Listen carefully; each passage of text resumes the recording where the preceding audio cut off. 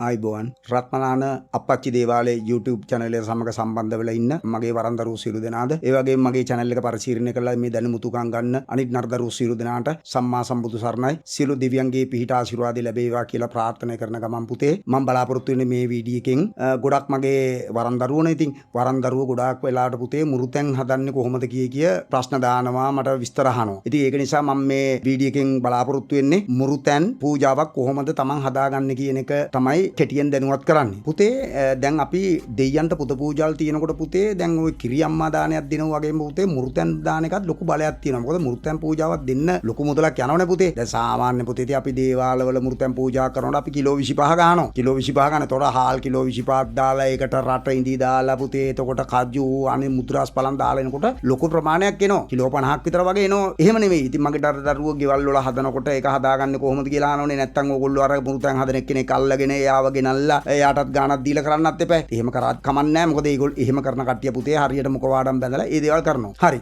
එහෙනම් මම දැන් පුතාලට තීරුම් කරන්නේ මුරුතැන් පූජාවක් සකස් කරගන්න ඉස්සෙල්ලා අමුද්‍රව්‍ය කොහොමද? හැබැයි පුතේ මේ අමුද්‍රව්‍ය කියන්නේ මම අර පුතාලට මේක මේ හරියටම පරිමාව නෙමෙයි කියන්නේ. පුතාලා දැනගන්න ඕන පරිමාව ගන්න. මට ඒක පරිමාව කියන්න බෑ. මොකද මම හදනකොට මම දන්නවා මේ ගාන ගන්න ඕන කියලා. නමුත් මං අවශ්‍ය කලමනා ටික කියනවා. ඒ විදිහට පුතාලා ඒක අරගෙන කරන්න ඕන. ඒතර පුතේ මුරුතැන් පූජාවක් අපි දෙන්න ලෑස්ති කරගන්නකොට උඩක ලෑස්ති කරගන්න ඕන. ගොඩක් වෙලාට පුතේ බිම උයන්නේ නැහැ මුරුතැන් පූජාව. අඩුම ගානේ ස්ටූල් ප්‍රමාණයකවත් උඩ තියාගෙන උයන්න ඕන. එහෙම නැත්නම් අර තියෙන්නේ මේ පුතේ දැන් ගෙවල් වල තියෙන්නේ උයන පියන මේසයක් තියෙන්නේ. ආන්නේ මට්ටමක් තියාගන්න ඕන. එහෙම නැත්නම් පොළව හදනවා නම් පුතේ පොළව ඉතා පිරිසිදු වෙන්න ඕන. බල්ලෝ ජරා කරලා සත්තු ජරා කරලා එහෙම නැත්නම් කුණු දාලා පුතේ කුණු වතුර කාණු යන තැනක් බෑ. උත්තරීතර වූ හොඳ තැනක්. ඒ කියන්නේ තමන් කෙල ගහන්න නැති එතකොට තමන්ගේ අපද්‍රව්‍ය බහිද්‍රව්‍ය එන්නේ නැති තැනක හදන්න ඕන. දැන් ගොඩක් වෙලාට සමහරු දේවාල ඉස්සරහා වගේ හදනවා. ඉතින් එහෙනම් එහෙම තැනක් ඉස්සලා සකස් කරගන්න ඕන. ඉතින් ඔය ගෙවල් වල හදන දරුවෝ නම් ඉතින් සමහරලාට පොඩි පොඩි පූජාල් වුණාම තමන්ගේ තියෙන අර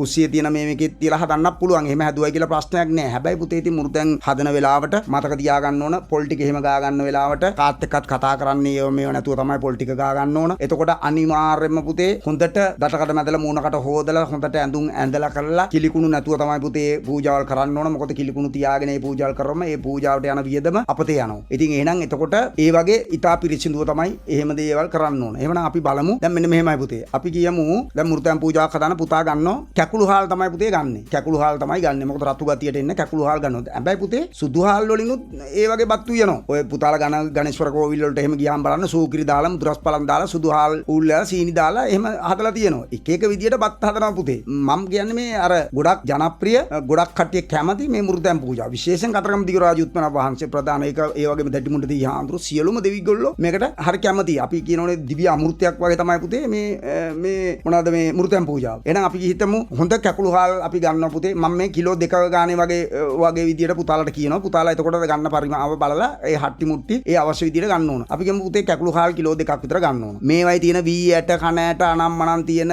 එතකොට ඔය යක් ඇට තියෙන යට කොහොම අයින් කරලා දාන්න ඕන පුතේ. ඉතා පිරිසිදුව හාල් ඒ අතර මේ අතර පෙරලලා ඒව බලන්න ඕන. එතකොට කැකුළු හාල් කිලෝ 2ක් විතර ගන්න ඕන. ඊළඟට පුතේ රට ඉඳි තියෙන්නේ. රට ඉඳිත් කිලෝ 2ක් විතර ගන්න ඕන. දෙකක් ගත්තර පුතේ මේ රට ඉඳි කෙලින්ම දාන්න නැහැ. රට ඉඳි හොඳට දෙකට පළලා ඇතුළේ තියෙන ඇටි අයින් කරලා පණු කැදලි තියෙනවා ගුල්ලෝ ඉන්නවා මේව ඔක්කොම අයින් කරන්න ඕන පුතේ. රට ඉඳි වල ගොඩාක් ජරාව තියෙනවා. ඉතින් ඒක නිසා ඒව ඔක්කොම අයින් කරලා සුද්ධ කරගෙන එක වෙනම පාචනයකට දානවා. ඊළඟට පුතේ අර මුද්‍රස් පලන් තියෙනවනේ. ඇට නැති මුද්‍රස් පලන් කියලා જાතියක් තියෙනවා. ඒක ගන්නවා. එතකොට ඊට අමතරව පුතේ එළඟි තෙල්. කන එළඟි තෙල් ගන්න ඕන. ඔය පාම්පත්තු කරන එළඟි තෙල් හරියන්නේ නැහැ. එළඟි තෙල් පිරිසිදු එළඟි තෙල්. එළඟි තෙල් වල ගහලා තියෙනවා පුතේ කැමරට සුදුසුයි කියලා. එහෙම එළඟි තෙල් ගන්න ඕන. ඒ වගේම පුතේ කජු ගන්න ඕන. එතකොට කජු ගණන් ඒව කිලෝ ගණන් දාන්න බෑ පුතේ. සාමාන්‍යයෙන් කිලෝ 2කට කජු 200 ග්‍රෑම් 200ක් වගේ ග්‍රෑම් 100 දැම්මත් ඇති. සමහර කට්ටිය පුතේ අර රට කජු ගණන් දාන්න බැරි කමට රට කජු දානවා. ඒක කමන්නේ නැහැ. එතකොට කොහොම හරි කමන්නේ නැහැ. සද්දාවෙන් බත්තියෙන් යුතුව මේ මුරුතැන් පූජාව දෙයයන්ට ඔප්පු කරන්නනේ ඕන. එහෙනම් පුතාලා මතක තියාගන්න මුං ඇට තියෙන්න ඕන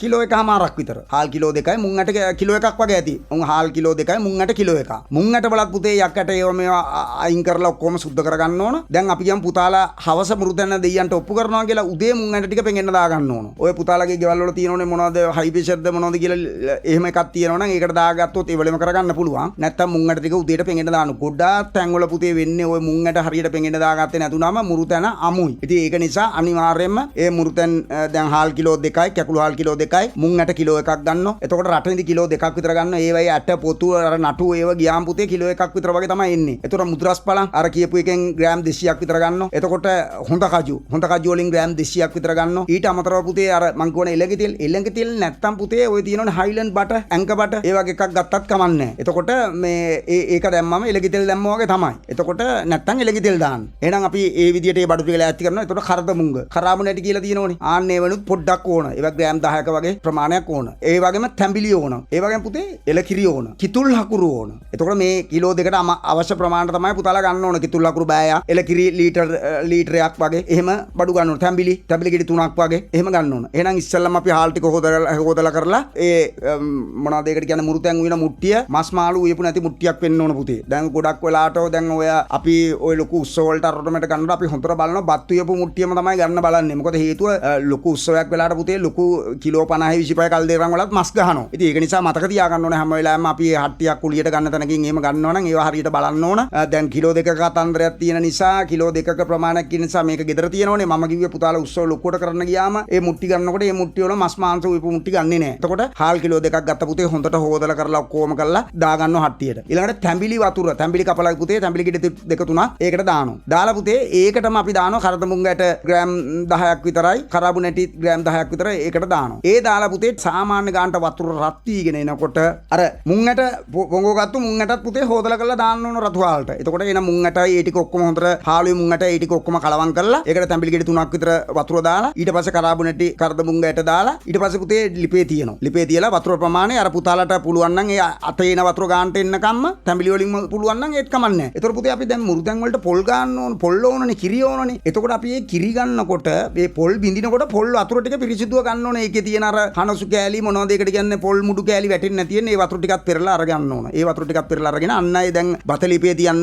ලෑස්ති වෙනකොට පොල් වතුර ටික දානවා. තැඹිලි ගෙඩි දෙකේ වතුර ටික දානවා. දාලා කරලා අර කියපු විදියට එනසාල් කරාබු නැටි ඒ ටික දාලා ලිපේ තියෙනවා. එතකොට හරිනේ හාලුයි මුංගටයි ඒ තියෙන දෙක තමයි කලවම් කරලා ලිපේ තියන්නේ. හොඳට පුතේ අර දැන් සමහර වෙලාවට නිකන් වෙන වෙනම ඇතුළේ තිබ්බම මුරුතැන්න කලවම් වෙන්නේ නැහැ. ඒක නිසා හාල් මතක් කරලා හාලුයි මුංගටයි දානකොට හොඳට අර ඒ හැඳි ගාන බාරුවකින් හොඳට කලවම් කරන්න ඕන. හොඳට කලවම් කරලා තමයි දාන්න ඕන. ඊට පස්සේ පුතේ ඔන්න ඕම යනකොට දැන් ඉදිගෙන එනවනේ. ඒ එනකොට අපි කිරි දානවා. පොල් කිරි දානවා. ඒ වගේම එල කිරි දානවා. එල කිරි ලීටරයක් විතර දානවා. පොල් කිරිත් දානවා ඕමනා ගන්නට. පොල් කිරි දාන්නේ පුතේ මිටි කිරි. අන්නේ පොල් කිරි මිටි කිරි දානකොට පුතේ අන්න එතකොට අපි අර මතක තියාගන්න ඕන අපි අර සුද්ධ කරගත්තු රටින්දි ටික භාජනයකට දාලා ටක් ගාලා වතුර එකක් දාලා හොදලා ඒකේ දූවිල්ල අයින් කරගන්න ඕන. ඔය රටින්දි වල දූවිලි තියෙනවා පුතේ. පැට්‍රි වල ඕවා තියෙන විදිය කියන්න ඕනේ නැහැ නේ. රටින්දි උඩ මිනිස්සුත් ඇවිදිනවා පුතේ. ඉතින් ඒක නිසා ඔය මේ ඒක හොඳට හොද ගන්නවා. හොදලා දානවා. කජු ටිකත් හොදලා ඒකටම දානවා. එතකොට එහෙම නැත්නම් අර ජම්බෝ පීනට් කියලා තියෙනෝනේ જાතිය පුතේ. අන්න ඒ පැකට් දෙක තුනක් දැම්මත් කමන්නේ කජු නැත්තම්. ඒ ටික දානවා. ඒ ටික දාලා ඉවරලා පුතේ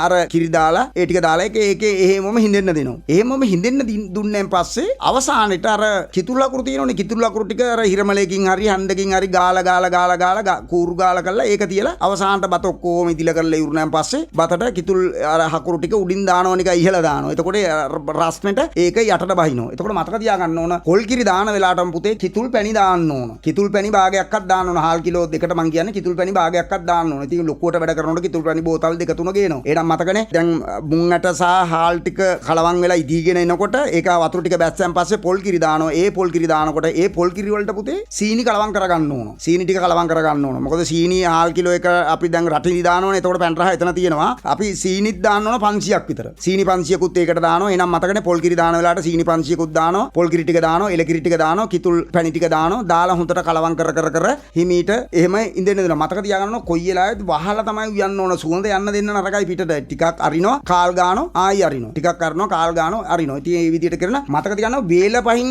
රටින්දිවත් කජුවත් වේල පහින් දාන්නේ නැහැ. මේ ඔක්කොම රටින්දි කජු ඒ හැමදේම දාන්නේ මුද්‍රස් පලන් දාන්නේ පුතේ කිරි දාන වෙලාවට. කිරි දාන වෙලාවට දාම්මා ඊට පස්සේ ඒ කිරි ටිකත් එක්ක එහෙම මේක හින්දිනවා. හින්දනකොට පුතාලට දැන්න හොඳ සුවඳක් එනවා. එතකොට අර ඊට ඉස්සෙල්ලා මං කොට බතලි පේතිල් හාල් ටික රත් වීගෙන වතුර ටික රත් වීගෙන එනකොට ඇංක බට එකක් හරි හයිලන්ඩ් බට එකක් හරි දානවා. එතකොට එලගි තෙල් ඕනේ නැහැ. එලගි තෙල් දැම්මොත් ඒව දාන්න උමනා නැහැ. ගොඩක් කට්ටිය අර පුතේ එලගි තෙල් වල නිකන් අමුතු රහක් වෙන නිසා මුරුතෙන් දුන්නම සමහර කට්ටිය ඉන්නවා ඒක අනුභව කරන්න තකමැති ගතියක් තියෙනවා අර එලගි තෙල් වල සුවඳට. නමුත් ටමිල් කට්ටිය නම් නිතරම එලගි තෙල් කරන නිසා ඒගොල්ලෝ නම් එහෙම ප්‍රශ්න නැහැ. අපේ ඔය සිංහල කට්ටියගේ තමයි එහෙම තියෙන්නේ. ඒක නිසා ඇංක බට එකක් හරි හයිලන්ඩ් එකක් හරි දාන එක හොඳයි. ආන්නේ විදිහට දාලා මුරුතෙන් උයා ගන්න ඕන. මතක තියා ගන්න ඕන මුරුතෙන් හට්ටියට ඒ හොඳ දර ගන්න ඕන. ඒ හට්ටිය වටේට පුතේ ලණුවක් කොතලා ඒ ලණුවට අඹ කොළ කොහොඹ කොළ වටේට ඒ ලණුවේ අර පුරුක් අතරට මැද්දට අඹ කොළයක් දාලා ඊළඟට කොහොඹ කොළ ඉත්තක් දාලා ඒ විදිහට ඒක වටේට ගැටයක් ගහ ගන්න ඕන. ගැටයක් ගහගෙන තමයි මේ මුර්තන් හට්ටිය ලිපේ තියන්නේ. සමහර වෙලාවට ඔයගොල්ලෝ ලිපේ තියනකොට ටික වෙලාවකින් ඒවා පිච්චිලෙයි පිච්චිල ගියාට කමන්නේ ඒ විදිහට කරන්න ඕනේ ඒ කරනකොට ක්‍රම. එතකොට මුර්තන ඇඳි ගාන කෙනා අතපත ගාන කෙනා කොයි වෙලාවෙ පිරිසිදු වෙන්න ඕන දාඩියක් කරගෙන දඟලන්න බෑ. ජටාවක් බඳින්න ඕන මුඛවාඩම් බඳින්න ඕන. එතකොට බුලත් පිට ඒව මේවා කන්න බෑ. ඉතා පිරිසිදු ඒක කරලා යා ඒක වහලා තියන්න ඕන සුවඳ යන්නේ නැති වෙන්න. අන්න ඊට පස්සේ තමයි අපි ඔක සාමාන්‍ය පුතේ සමහර වෙලාවට වතුර නම් මේ වැඩි වුණාම ටික වෙලාවක් ගියන් පස්සේ ලිපේ දර ඔක්කොම අයින් කරලා තිබ්බන් පස්සේ හිමීට ඒක පැය භාගයක් විතර යනකොට හරියට මිදිලා හොඳට මෘතන එනවා. ඉතින් ඒ විදිහට තමයි මෘතන් පූජාවක් හදාගන්නේ. ඉතින් ඒක නිසා මෘතන් පූජාව දැන් පුතාලව කතරගම යනකොට ලැබුම් හලවල් ගත්තම කිලෝ 2ක් කිලෝ 1ක් වගේ විදිහට හදන්න පුළුවන්. මොකද පුතේ මෘතන් හදනකොට ඒක දෙයියන්ට පූජා කරාම මේ ප්ලේට් එක අපිට දෙනවනේ. ඒ දුන්නම අපි ඒක මිනිස්සුන්ට බෙදනවා. මිනිස්සුන්ට බෙදුවම එතකොට මිනිස්සුන්ට අපි බෙදනකොට හිතනවා කතරම දිහාඳුනේ ඔබ වහන්සේට පූජා කරපු මේ මෘතන මම මේ ජනතාවට බෙදනවා. ඔබ වහන්සේට මේ පින්පෙත් අනුමෝදන් වෙත්වා. එතකොට ඒ ජනතාවත් ඒ මෘතන් ගන්න කැමති. මොකද ඔය දෙයියන්ගේ පුත පූජාල් පුතේ ඔය මිනිස්සු දෙයියන්ට පුත පූජාල් දුන්නම ඒව කන්න ඕන. ඒ කන්නේ මොකද දෙයියන්ගේ දේව ගතිගුණ ඇති වෙනවා කියනවා ඒව කනකොට. ඒව කනවා කියන පුතේ ස්මෘත හැදෙන්න බඩ පිරෙන්න නෙමෙයි. පොඩ්ඩ අනුභව කරන්න ඕන. ඒ වගේ මේ අනුභව කරලා තැන් වල දාන්නේ නැහැ. අපි කියන පළතුරු අනුභව කරත් ඒවයි තියෙන දේවල් ඔක්කොම ඒ ලෙලියානම් මනම් තැන් වල දාන්නේ නැහැ. එහෙනම් මෘතන් උනත් එහෙමයි. ඒව කාලා කරලා පුතේ ඒවට දැන් කැන්ත කොළ වල දාලා දෙනවා පුතාලට සමාලට ඉටි කොළ වල දාලා දෙනවා. සමහරු බුලත් කොළ වල දාලා දෙනවා. සමහරු කොට්ටම්බ කොළ ඒ වගේ හදන වෙලාවට මොකක් හරි ක්‍රමයකින් ඒක දෙනවා. ඉතින් ඒක නිසා මතක තියාගන්න ඕන දෙයියන්ට පුත පූජාල් දෙනකොට ඒකට සත්තු සිව්පාව ලං කරගන්නේ නැහැ. ඒගොල්ලෝ ළඟ තියාගන්නේ නැහැ. ඒගොල්ලන්ට කට ගහන්න දෙන්නේ නැහැ. එතකොට ඒ පුද පූජාල් අපි පූජා කරලා ඉවර වෙනකම්ම පුතේ ඒ හට්ටි වලන් සත්තු අහන්න තැන් වල දාන විසි කරන්න. ඒක උදාහරණයක් කියමු අපි පූජාවක් දුන්නා කියන්නකෝ. ඒ පූජාවේ තියෙන අන්නාසි ගෙඩියෙන් අයින් කරන දේවල් ඒ කිසි දෙයක් පුතේ එළියට විසි කරන්නේ නැහැ. ඒවා වෙනම ඒ තමන් පූජා කරන පෙට්ටියට අඩු කරලා පැත්තක තියලා පූජාව දීලා ඉවරනම් පස්සේ තමයි ඒවා අයින් කරන්නේ. ඉතින් ඒක නිසා ඒක මතක තියාගන්න ඕනේ. එහෙමනම් මං හිතනවා මේ මෘතන් පූජාව සියලු ගොඩක් කට්ටිය අහලා තිබුණා. අප්පච්චි කොහමද අපිට පොඩියට මෘතන් පූජාවක් හදාගන්නේ කියලා අහලා තිබුණා. ඒ ප්‍රශ්න පිළිතුරු ලැබුණයි කියලා හිතනවා. ඉතින් මේකේ පුතේ පරිමාව මම දක්වලා නැහැ. කිලෝ 2කින් වගේ තමයි දුන්නේ. නමුත් අපේ දේවාල වල අපි සමහර වෙලාවට මං කිව්වා වගේ කිලෝ 25 ගන්නවා. ඒතකොට හාල් කිලෝ 25 දැම්මම මුංගට කිලෝ 10ක් විතර වැටෙනවා පුතේ. එතකොට රට ඉදිත් කිලෝ 15ක් විතර වැටෙනවා. එහෙම වටනම කිලෝ 50ක විතර ලොකු මුට්ටියක් එනවා. ඉතින් ඒ බෙදලත් පුතේ සමහර වෙලාවට දශමයක් ඉතුරු වෙන්නේ නැහැ විනාඩි ගානට ඉවරයි. ඉතින් කවුරුත් ආසයි මේකට. ඉතින් ඒක නිසා දෙයියොත් හරි සතුටුයි මෘතන් පූජාවට. පළතුරු පූජාවක් දෙන පළතුරු පූජාවල් දෙන්න ගියාම පුතේ පළතුරු ගැටනේ තියෙන්නේ. හැම තැනම බලන්න අපි කතරගම හරි කොයි හරි ගිහිල්ලා පූජාවක් දෙන්න යනකොට ඉදිච්ච නැති පළතුරු තියෙන්නේ. මේ ලෝකේ සුවඳක් නැහැ. හැබැයි පුතාලට ඒ රුපියල් 4000 3000න් කොළඹ ඉඳලා බඩු පිකල්ලා ඈත් කරගෙන ගිහිල්ලා එතන ගත්තු ලැබුම් හලේ හරි බෝඩි මීන්දගෙන හරි ওই මෘතන ඊටාම් පිරිසිදුවට හදා ගන්න පුළුවන් නම් උදේ පාන්දර කතරගම දෙයියන්ට පූජා කර කතරගම දෙයියෝ හෝ වේවා ඔබ යන දේවල්ට පූජා කරනකොට ඒ ගමම්ම බුද්ධ පූජාවටත් කොටසක් අයින් කරගන්න පුළුවන් නේ. උදේ කරනවා නම් රෑ කරොත් බුද්ධ පූජාවට අයින් කරන්න බෑ පුතේ. ඉතින් ඒක නිසා ගොඩක් රෑ කරනවට වැඩිය උදේ කරන්න ගත්තන් පස්සේ හොඳයි. එතකොට ඒක බුදුරජාණන් වහන්සේට පූජා කරන්න පුළුවන් නේ. එහෙමනම් මෘතන් පූජාවල් තියෙනකොට පුතේ මහත්ඵල මහත් ආනිසංසයි. ඒ වගේම ඊළඟට මම බලාපොරොත්තු වෙනවා පුතාලට මේ කොහොමද අපි යහනක් බලවත් කරගන්නේ. අපේ තියෙන මල් යහන බලවත් කරගන්නේ කොහොමද කියලා අපි වීඩියෝ එකක් කරන්න බලාපොරොත්තු වෙනවා. ගොඩක් දරුවෝ ඒක දාලා තියෙනවා. තව ටික දවසකින් අපි තමන්ගේ යහන කොයි විදිහටද බලවත් කරගන්නේ කියලා මේ වගේ වීඩියෝ එකක් කරනවා. එහෙමනම් පුතේ සියලු දෙනාටම මේ මෘතන් හැදීම පිළිබඳව මම කියලා දුන්නා. ඉතින් මම හිතනවා ඕගොල්ලෝගේ දේවාල වලත් ඔය කටයුතු කරලා දෙයියන්ට මෘතන් පූජාවක් තියලා ඒ කටයුතු කරගන්න පුළුවන් සත්‍යයක් බලයක් ලැබෙයි කියලා. එහෙනම් මගේ වරන්දරු සියලු දෙනාටත් මගේ channel මේ අප්පච්චි YouTube නාලිකාව පරිශීලනය කරලා දැනුම ලබාගෙන මේ දේවල් හොයලා බලලා පරිශන කරන දරුවොත් ඉන්න ඕනේ. සියලු දෙනාටම සම්මා සම්බුදු සරණයි. සියලු දිව්‍ය රැකවරණ පීඨ ආශිර්වාද ලැබේවා කියලා ප්‍රාර්ථනා කරනවා.